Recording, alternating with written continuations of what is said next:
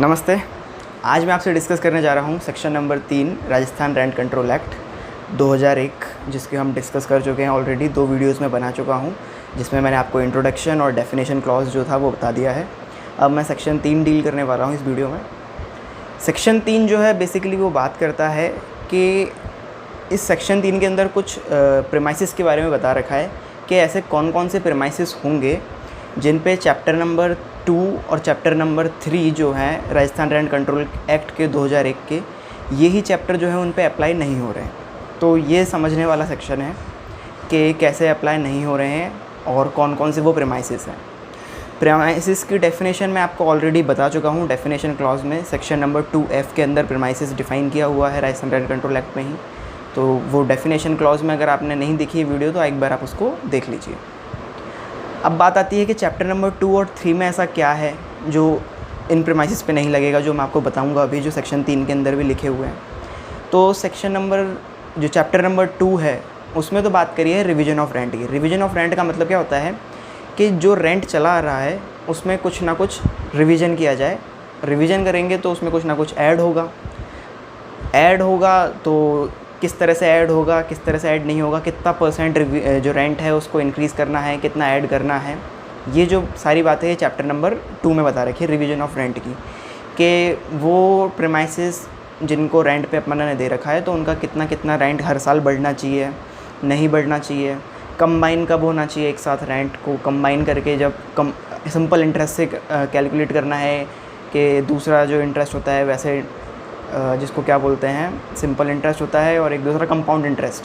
तो compound interest से calculate होगा इंटरेस्ट का अमाउंट, ये सिंपल इंटरेस्ट से होगा, हर साल जो इंक्रीज़ होगा वो कितना होगा। वो सारी बातें चैप्टर 2 में बता रखी है। चैप्टर 3 जो है उसमें बता रखा है कि कब आप टेनेंट को एविक्ट कर सकते हैं, मतलब टेनेंट जो है, जो किराएदार है, उससे आप घर कैसे खाली करवा सकते हैं।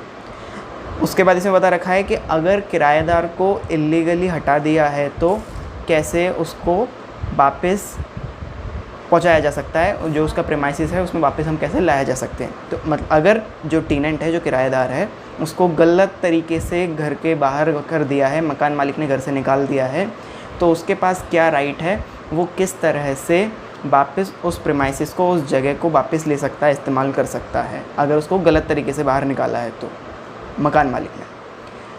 और एक जो सेक्शन है उसमें बात करिए लिमिटेड पीरियड टेनेंसी। इसका कुल मिला के जो सेक्शन नंबर 8 में है, जो चैप्टर 3 की ही बात कर रहा हूँ मैं। चैप्टर 3 में 3 सेक्शंस दे रखे हैं, 8, 9 और 10। 9 जो इविक्शन की बात करता है, 10 जो है इलीगली आप पोजीशन ले लेते हैं किसी पर्सन से, किसी टेनेंट से, और जो 8 नंबर का जो सेक्शन है वो है लिमिटेड पीरियड टेनेंसी।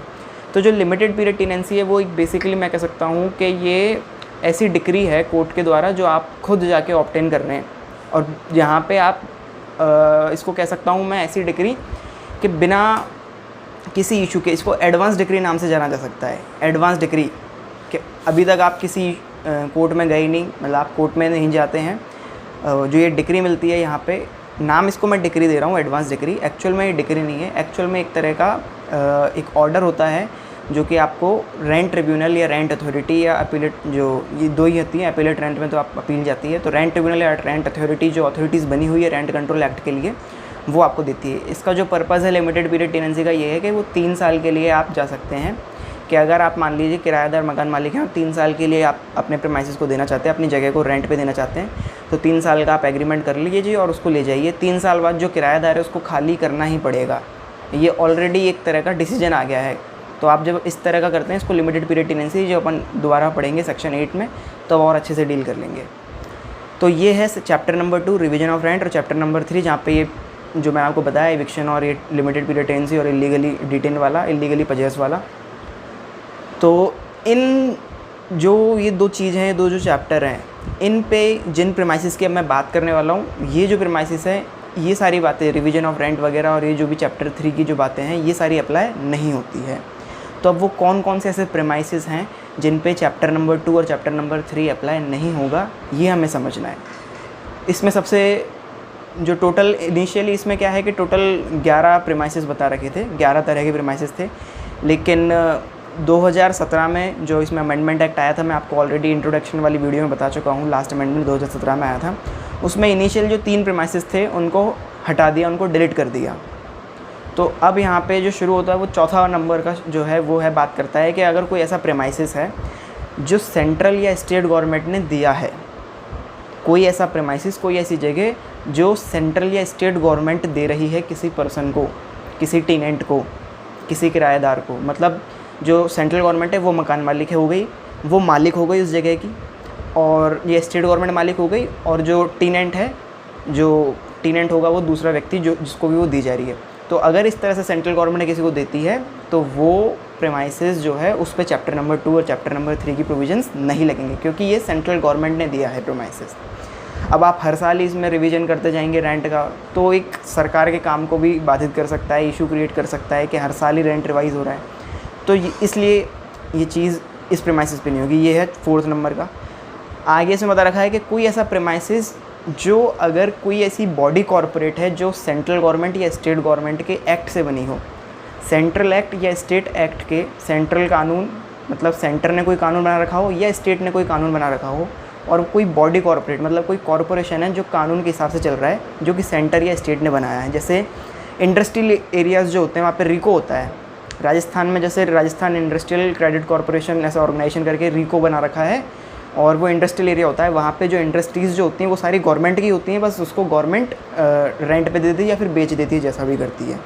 तो वो जो इंडस्ट्रियल एरिया है वो गवर्नमेंट के एक्ट से बना हुआ है, तो स्टेट गवर्नमेंट के एक्ट से बना हुआ है, तो वहाँ पे भी ये अप्लाई नहीं होगा, चैप्टर नंबर 2 और चैप्टर 3।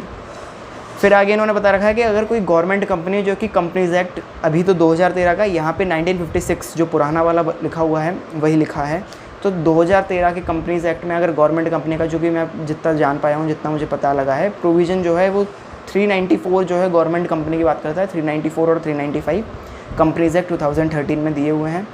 तो अगर कोई गवर्नमेंट कंपनी जैसे सेल, भेल, गेल, ये जितने नवरत्न है ना, ये सारे गवर्नमेंट कंपनीज है, तो इनके प्रेमाइसिस पे भी चैप्टर नंबर 2 और 3 अप्लाई नहीं होता। फिर आगे इन्होंने बता रखा है कि कोई देवस्थान डिपार्टमेंट जो कि स्टेट गवर्नमेंट बनाए, स्टेट ने बना रखा है कोई देवस्थान डिपार्टमेंट, या फिर वक्फ एक्ट। वक्फ एक्ट जो होता है ये क्या है कि मुस्लिम्स जो होते हैं वो अपनी प्रॉपर्टी दान में देते हैं, तो वक्फ कर देते हैं वो अपनी प्रॉपर्टी का, तो ये वक्फ एक्ट उनके लिए बना हुआ है। और देवस्थान डिपार्टमेंट जो है कुल मिला के स्टेट बनाने की, स्टेट के पास पावर दे रखी है कि वो किसी भी प्रेमाइसिस जो है वो देवस्थान डिपार्टमेंट बना सकती है, और कोई भी प्रेमाइसिस जो इनके द्वारा हेल्ड किया जाता है उस पे भी ये चैप्टर 2 और चैप्टर 3 नहीं लगेगा। देवस्थान डिपार्टमेंट बेसिकली जैसे कि टेंपल होते हैं, जैसे गोविंद देव जी जो जयपुर में मंदिर बना हुआ है वो एक देवस्थान डिपार्टमेंट का बना हुआ है, ऑर्गेनाइजेशन है वो, कुल मिला के देवस्थान डिपार्टमेंट है।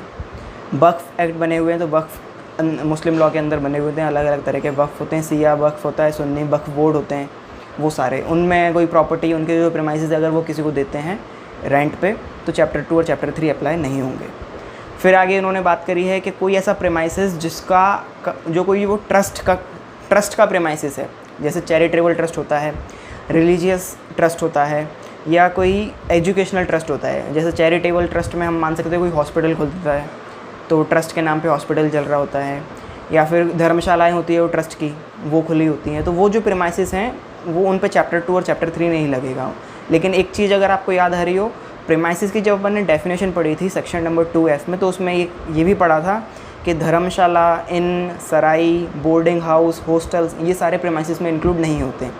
तो अगर जो ये प्रेमाइसिस कोई ऐसा ट्रस्ट है जो धर्मशाला है, जो रहने की व्यवस्था देती है, तो उन पे तो रेंट कंट्रोल एक्ट का बिल्कुल एप्लीकेबल ही नहीं है, क्योंकि वो प्रेमाइसिस की डेफिनेशन में काउंट ही नहीं होते।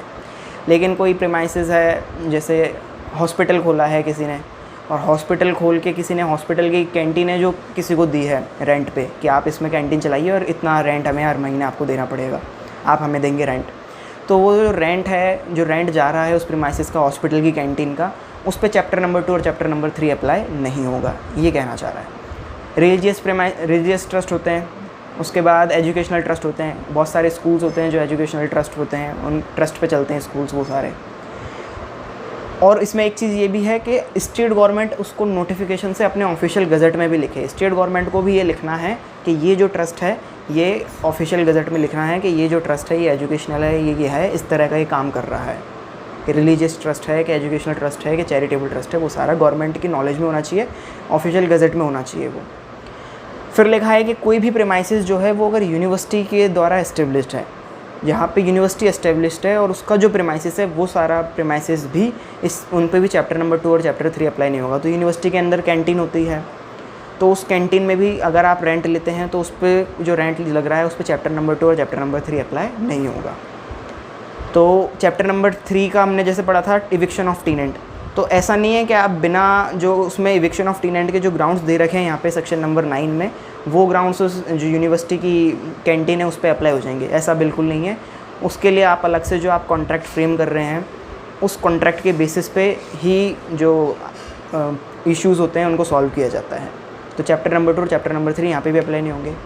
फिर इसमें आगे बता रखा है कि कोई भी प्रीमाइसेस जहाँ पे कोई बैंक बना हुआ है या कोई मल्टीनेशनल कंपनी है या कोई पब्लिक सेक्टर अंडरटेकिंग का कोई कॉरपोरेशन है या फिर कोई ऐसा कॉरपोरेशन जो सेंट्रल या स्टेट गवर्नमेंट के द्वारा इस्टेब्लिश किया गया है उसका प्रीमाइसेस है, और या फिर कोई प्राइवेट लिमिटेड कंपनी हो चाहे पब्लिक लिमिटेड कंपनी हो, दोनों तरह की कंपनीज जो है इसमें इंक्लूड कर दी। जहाँ कंपनीज एक्ट 2013 जहाँ लगता है प्राइवेट पब्लिक गवर्नमेंट सारी तरह की जितनी कंपनीज़ हैं जिनके प्रीमाइसेस हैं उन पे सब पे इनको इंक्लूड किया है। लेकिन इम्पॉर्टेंट चीज़ ये है यहाँ पे कि उसकी जो शेयर कैपिटल है, शेयर कैपिटल का मतलब एक इनिशियल कैपिटल जो होती है जो वो कंपनी शो करती है कि इतना हमें इस तरह का हम काम कर रहे हैं तो इतनी कैपिटल आप जो है वो इशू करती है शेयर्स। तो शेयर कैपिटल जो है बेसिकली कंपनी के वो 1 करोड़ से कम के नहीं होने चाहिए। 1 करोड़ रुपए से कम के अगर शेयर हैं उस कंपनी के तो ये चैप्टर और चैप्टर 3 हैं वो अप्लाई हो जाएंगे, लेकिन 1 करोड़ से ज़्यादा के हैं तो नहीं होंगे। इंपॉर्टेंट चीज़ ये है कि 1 करोड़ से ज़्यादा की बात है यहाँ पे। उसके बाद यहाँ एक्सप्लेनेशन दे रखा है कि बैंक का मतलब क्या है, तो बोलेंगे इसमें बता रखा है कि SBI बैंक है तो SBI एक्ट बना हुआ है 1955 के अकॉर्डिंग। सब्सिडरी बैंक है कोई SBI, उसको डिफ़ाइन किया हुआ है तो वो SBI बैंक एक्ट बना हुआ है 1959 का, उसके हिसाब से लेना है। फिर आगे बता रखा है कर कोई नया बैंक है तो section number 3 banking companies act जो बना हुआ है 1970 का, या फिर बैंकिंग कंपनीज़ एक्ट 1980 का जो है उसके हिसाब से, या फिर कोई भी बैंक जो कि रिज़र्व बैंक ऑफ इंडिया के सेक्शन नंबर 2 क्लॉज ई के अंदर आता है। रिज़र्व बैंक ऑफ इंडिया 1934 का बना हुआ है, RBI एक्ट जिसको हम कहते हैं, तो उसमें सेक्शन 2E के अंदर कोई भी अगर एक्ट कोई भी ऑर्गेनाइजेशन कोई बैंक फॉल करता है तो वो बैंक माना जाता है।